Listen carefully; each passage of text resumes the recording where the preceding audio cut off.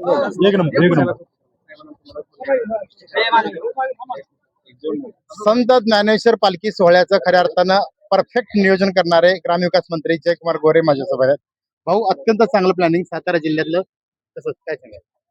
आता माऊलींचा पालखी सोहळा आता सातारा जिल्ह्यामध्ये पोहोचलेला आहे. आणि या सोहळ्याचं खूप मोठं स्वागत सातारा जिल्ह्यातल्या जनतेनं, भाविकांनी आणि वारकऱ्यांनी केलंय. आलेल्या सगळ्या भक्त, भाविक आणि वारकऱ्यांच्या ही सेवा किंवा वारी आनंदाची, निरोगी, स्वच्छता आणि सगळ्या बाजूने व्यवस्थित जावी, संकटाविना जावी, अशा पद्धतीची सगळी व्यवस्था माननीय मुख्यमंत्री देवेंद्र फडणवीस साहेबांच्या नेतृत्वाखाली महाराष्ट्र सरकारने केलेली आहे.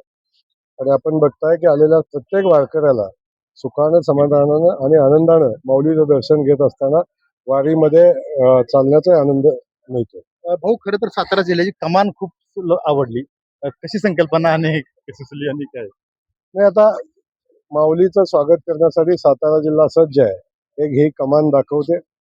या कमानीचा खूप सुंदर कमान ग्रामविकास खात्याच्या माध्यमातून या ठिकाणी केली आणि प्रत्येक मुक्कामावर अशा पद्धतीची कमान करून माऊलींचं स्वागत आणि सगळ्या वारकरी बांधवांचं स्वागत आम्ही सगळेजण करतोय. त्या उत्साहानं स्वागत करत असताना कमान पण आलेल्या भाविकांना किंवा वारकऱ्यांना याची जाणीव होते की आपलं स्वागत होतंय. खरं तर शेवटचा प्रश्न, काल जी घटना घडली, खरं दुर्दैवी घटना, काय पोलिसांना तुम्ही निर्देश दिलेत की नियोजन वाहतुकी संदर्भात? हे काय, पोलिसांना सूचना तर दिलेल्या आहेत, पोलीस काळजी तर प्रचंड घेतात. पण आता आपण पाहिलं असेल की वाहतुकीचा वारीतला ट्रकच जर ड्रायव्हरचं नियंत्रण सुटलं किंवा ड्रायव्हर झोपला तर त्यात पोलीस किती हे करू शकतात हा विषय आहे.